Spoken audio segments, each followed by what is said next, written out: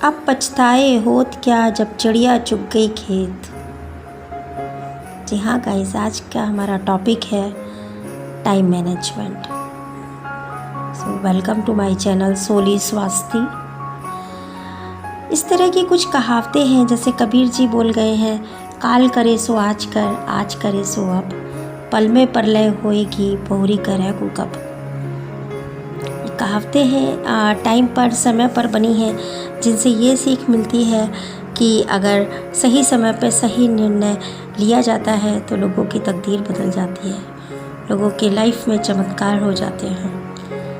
ये बहुत ज़रूरी है कि सही समय पे हम सही डिसीजंस अपने लेने लगे, और जब समय निकल जाता है तो वो फिर पलट कर नहीं आता है। किसी कार्य को करने का महत्व केवल उसको करने का महत्व केवल अकेला नहीं होता, उसको करने का महत्व उसके समय पर ही डिपेंड करता है। तो आगे बढ़ाते हुए इस टॉपिक को मैं बोलना चाहती हूँ कि आखिर सबसे पहले टाइम मैनेज करने के लिए हमको ये सोचना पड़ेगा कि आखिर कौन सी ऐसी बातें हैं जो हमारे डेली रूटीन में सबसे ज़्यादा हमारा टाइम वेस्ट करती है। तो सबसे पहला पॉइंट है आलस। जो हम आलस करते हैं उसके कारण हमारा बहुत टाइम वेस्ट होता है। जैसे मॉर्निंग में ही हम जितने का अलार्म बजाएंगे, वो अलार्म के वजह से हम उठने की कोशिश करते हैं, बट ये लगता है कि 5 मिनट या 10 मिनट थोड़ी देर और सो लेते हैं, और वो मॉर्निंग से जो लेज़ीनेस स्टार्ट होती है वो पूरे दिन चलती है। चलो भाई ठीक है, इसको काम को थोड़ा 15 मिनट बाद कर लेंगे, और बस यही सबसे बड़ा फैक्टर है टाइम वेस्ट होने का। और इस पे ही सबसे पहले स्टार्टिंग से ही, सुबह से ही हमको शुरू हो जाना चाहिए कि हमें अगर 4 बजे उठना है तो खुद से 10 मिनट पहले उठना चाहिए। जो टाइम हमने उसमें रूटीन में डाला है उससे 5 मिनट पहले ही उस काम को करना शुरू कर देना चाहिए। ये बहुत यूज़फुल टिप्स है। एक आलस, दूसरा हमने देखा कि दूसरों पे डिपेंड रहना किसी काम के लिए भी बहुत बड़ा टाइम वेस्ट होता है उससे, कि हम सोचते रहते हैं कि किसी के किसी और के भरोसे किसी काम को छोड़ देते हैं, और जब वो लास्ट में खुद को करना पड़ता है तो बहुत पेनफुल होता है, क्योंकि वो उस वक्त ज़्यादा टाइम लेके वो काम होता है। और सबसे ज़्यादा ये कि हम दूसरों को अपने अनुसार बदलने में ही सारा टाइम वेस्ट करते हैं, बल्कि हम अपने ही कार्यों पर कंसंट्रेट होकर काम करने के बजाय हम दूसरों को अपने अनुसार बनाने में और दूसरों को ही कस करने में सारा टाइम वेस्ट कर देते हैं, बजाय इसके कि हम खुद का काम अपने सही से करें, खुद का काम हम परफेक्शन से करें। फिर 4th पॉइंट है निरर्थक और फालतू बातों में, चैटिंग में, जैसे गॉसिपिंग में, दूसरों की कमियां, दूसरों की बुराई में, हम इसमें टाइम बहुत वेस्ट करते हैं। एक टाइम वेस्ट होता है कि हम टीवी सीरियल्स, मूवीज़ वगैरह में भी अपना टाइम वेस्ट करते हैं। लेकिन अगर ये बहुत ज़्यादा होने लगे, अति तो किसी चीज़ की अच्छी नहीं होती है, लेकिन अगर ये बहुत ज़्यादा होने लगे तो ये हमारे लिए हार्मफुल हो जाती है। लेकिन अगर थोड़ा बहुत तो ज़रूरी है एंटरटेनमेंट। एंड 6th पॉइंट है कि हम सोशल मीडिया में भी अच्छा खासा टाइम आजकल स्पेंड करते हैं। हम देखते हैं कि लोगों को इतना एडिक्शन हो गया है कि घर के काम में भी वो मोबाइल उनके हाथ से नहीं छूटता है, या बाहर जा रहे हैं तो भी हाथ से नहीं छूट रहा। लोग ड्राइविंग करते वक्त भी मोबाइल यूज़ करते रहते हैं। इन सारी चीज़ों में कितना टाइम वेस्ट होता है, और ये हमारे लिए बहुत हानिकारक भी है, ये हमें एडिक्ट कर रहा है। तो हमें इन चीज़ों के पे पहले तो विचार करना होगा, इन चीज़ों पे खुद को कंट्रोल करना होगा। अब कैसे कंट्रोल करते हैं? देखिए, सबसे पहली बात तो ये है कि जब हम किसी काम को नया नया करते हैं उसमें टाइम बहुत ज़्यादा लगता है, लेकिन जब कोई काम हमारे प्रैक्टिस में आने लगता है तो उस काम में धीरे धीरे कुशलता भी आने लगती है, और उस काम में समय भी कम लगने लगता है। लाइक जो काम हम फर्स्ट टाइम आधे घंटे में कर रहे हैं, हो सकता है कि वो जब हम प्रैक्टिस हो जाए, हो सकता है कि वो काम हमारा 20 मिनट या 15 मिनट में ही होने लगे। तो इसका मतलब ये निकलता है कि जो हमारा डेली रूटीन वर्क है, जो हम रोज़ करते हैं, उसमें हम एक्सपर्ट हो जाते हैं और उसको तो हमें पता है कि हम छट्टे से कर देते हैं। और किसी भी काम को करने के लिए हमें फुल ऑफ एनर्जी होना चाहिए, हमें पूरे मनोयोग से करना चाहिए, पूरे उत्साह, पूरे एंथू के साथ करना चाहिए, तभी वो काम सही समय से होता है। और आप देखिए, जो काम हम दिल से करते हैं वो काम 1 घंटे का अगर होता है तो 45 मिनट या 40 मिनट में ख़त्म हो जाता है और बहुत अच्छा होता है। और एक चीज़ और है कि हम जब दूसरों पे डालने लगते हैं किसी काम को, या हम किसी काम को बेमन करते हैं, तो आप देखिए कि वो काम उतना रास नहीं आता है और वो काम उतने अच्छे से भी नहीं होता और अपने टाइम से ज़्यादा टाइम लेता है।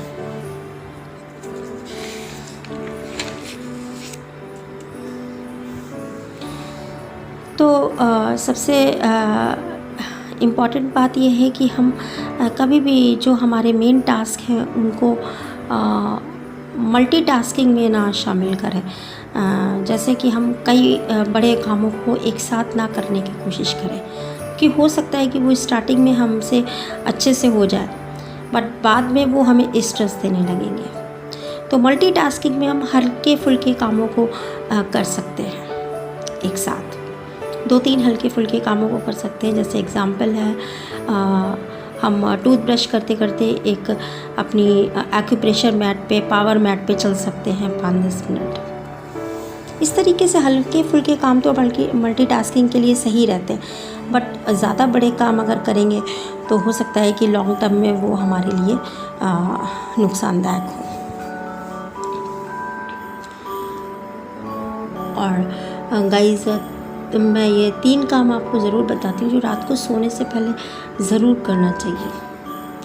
पहला ये कि नेक्स्ट डे जो हमें भी काम कर रहे हैं उसकी लिस्ट एक बना लीजिए, चाहे अपने दिमाग में, चाहे स्टार्टिंग में अपने एक पेपर पे लिख लीजिए कि कल हमको सुबह से उठ के कौन कौन से काम करने हैं, इनमें कितना टाइम स्पेंड होगा और इनकी प्रायोरिटीज़ क्या हैं, किस क्रम में कर रहे हैं, किस सीक्वेंस में ये काम करने हैं, उनकी लिस्ट बना लीजिए। इससे क्या होगा कि आप रात में आपको पता रहेगा कि हमें सुबह उठ के क्या करना है, हमारा माइंडसेट वैसा रहेगा और पूरी रात बॉडी और ब्रेन हमारा उन कामों के लिए प्रिपेयर हो जाएगा। और जब हम सुबह उठेंगे तो एकदम फुल ऑफ एनर्जी और पूरा दिमाग हमारे उन कामों को करने के लिए प्रिपेयर रहेगा। जी हाँ, और सेकंड पॉइंट है कि जब बहुतों को शिकायत होती है कि हम अपने बच्चों को टाइम नहीं दे पाते हैं, अपने बुज़ुर्गों को टाइम नहीं दे पाते, तो गाइस सबसे बेस्ट टाइम होता है अपने बच्चों को देने के लिए। आप सब करते हैं, उनको खाना बनाते हैं, उनके लिए सारी चीज़ें करते हैं, बट एक क्वालिटी टाइम होता है जो हम 10-15 मिनट, 20 मिनट, जैसा भी आपको सूटेबल हो, वो टाइम बच्चों को रात में सोते वक्त ज़रूर उनसे बात करिए। और उनसे बात करिए पेरेंट्स की तरह नहीं, फ्रेंड्स की तरह। उनके फ्रेंड्स जो उनकी ही उम्र के लोग जैसे बात करते हैं, बिल्कुल वैसे ही बात करिए। इससे क्या होगा, वो खुलकर आपको अपनी प्रॉब्लम्स स्कूल की, ट्यूशन की, अदर क्लासेस की आपसे शेयर कर पाएंगे। और अगर उनके पास कोई प्रॉब्लम नहीं है तो आप अपने बचपन की कोई हैप्पी मोमेंट्स, अपने बचपन की कोई शरारत उनसे शेयर करिए, नहीं तो कोई अच्छी सी स्टोरी, कोई फेरी टेल्स सुनाइए। और लास्ट में उनको लोरी या बहुत अच्छा गीत या कोई भजन सुनाकर उनको पॉजिटिव एनर्जी देते हुए उनको सुला दीजिए। देन नेक्स्ट डे देखिएगा कि कितना अच्छा लगेगा और वो बहुत ही क्वालिटी टाइम होगा जो हम अपने बच्चों के साथ बिताएंगे। और इन 2 कामों को करते वक्त थर्ड पॉइंट बहुत ज़रूरी है कि उतनी देर के लिए अपना डाटा कनेक्शन ऑफ करके रख दीजिए, क्योंकि वो टाइम जो है वो आपका है, आपके परिवार का है, आपके बच्चों का है।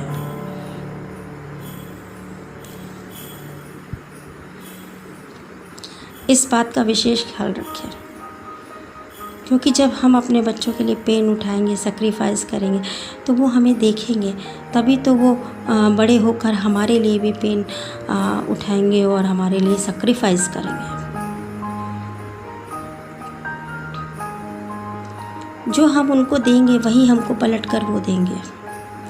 ऐसे ही बुज़ुर्गों के साथ है, आप बुज़ुर्गों के साथ बिताइए। अगर घर में पेरेंट्स हैं तो 15-20 मिनट उनके पास बैठकर उनके बच्चे बनकर उनके साथ बिताइए, जैसे छोटे में उनके पास बैठते थे। कुछ नहीं, 5 मिनट अगर आपकी माँ आपके साथ है, 5 मिनट उनकी गोद में सिर रख के टाइम बिताइए, देखिए कितना अच्छा लगता है, आपको भी उनको भी। 5 मिनट में कुछ नहीं होता है।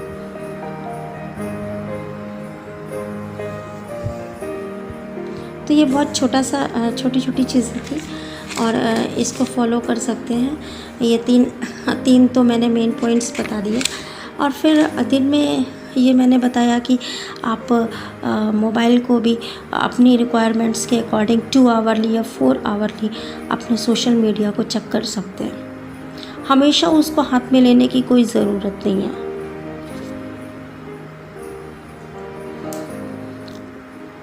उसको 2 घंटे या 4 घंटे या जैसे भी आपकी रिक्वायरमेंट बने। जब कभी बहुत हैवी एनर्जी आपको फील हो रही हो, आप बहुत एग्जॉस्ट फील हो रहे हो, तो आप थोड़ा सा देख सकते हैं, लेकिन हमेशा हाथ में ले रहने की ज़रूरत नहीं है। उससे भी बहुत टाइम आपका बचेगा। इस तरह से छोटी छोटी टिप्स थी। जैसे हम टीवी सीरियल वगैरह देखते हैं तो उसमें भी हम टीवी सीरियल देखते हुए अपनी कटिंग चॉपिंग वगैरह कर सकते हैं। जैसे हमने 2 सीरियल आधे घंटे के देखे, तो हम ये कहते हैं ये सीरियल देखते वक्त हम कपालभाति और अनुलोम विलोम कर सकते हैं, और ये सीरियल देखते वक्त हम पूरे दिन की वेजिटेबल चॉपिंग वगैरह कर सकते हैं। इस तरीके से हमारा एंटरटेनमेंट भी हो जाएगा और हमारा काम भी निपट जाएगा। जैसे मैं शाम को करती हूँ कि जब खाना बनाती हूँ तो मैं अपने फेवरेट सॉन्ग्स चला लेती हूँ, तो मुझे बहुत अच्छा लगता है, बहुत रिलैक्स लगता है। गाइस, मुझे एक बात याद आ गई अपने स्कूल टाइम की, जब बहुत कभी मुझे किचन में कुकिंग वगैरह करनी पड़ती थी और कभी कभी रिलेटिव्स भी आ जाते थे, एग्ज़ाम्स का टाइम होता था, तो मुझे स्ट्रेस हो जाता था कैसे पढ़ूँ। तो मैं किचन में ही अपनी डिफ़िकल्ट फॉर्मूले, इक्वेशंस या कुछ किसी भी सब्जेक्ट का, फिज़िक्स, केमिस्ट्री, बायो, उसकी डिफ़िकल्ट आंसर्स मैं लिख के और पेस्ट कर लेती थी अपने कुकिंग पॉइंट के सामने, वॉल पे पेस्ट कर लेती थी, और फिर मैं उसको बार बार देखती रहती थी, बार बार उतनी बार पढ़ती थी। खाना बनाते वक्त उसी को पढ़ती थी। उससे क्या होता था कि मेरा घर का काम भी हो जाता था और मेरी पढ़ाई भी हो जाती थी।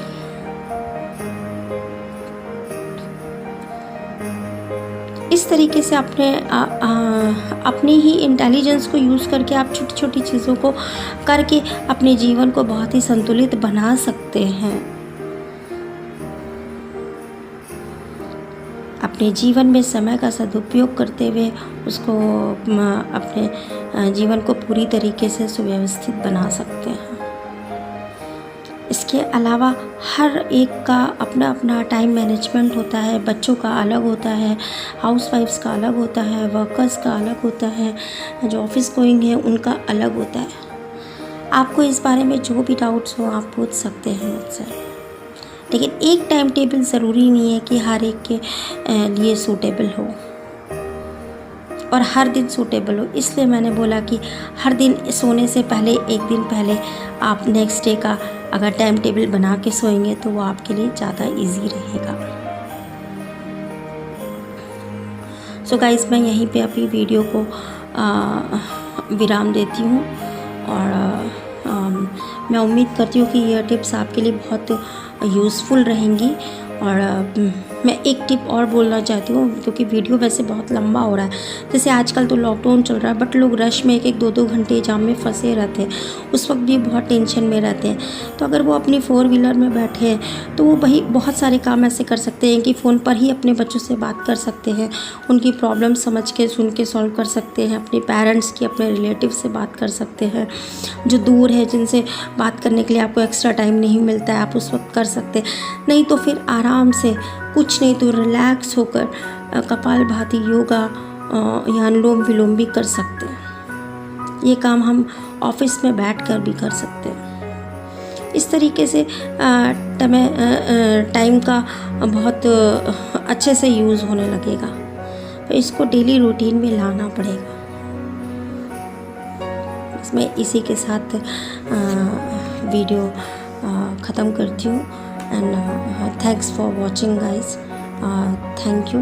Please like, share and subscribe my channel. अपने कमेंट ज़रूर शेयर करिएगा। Love you all.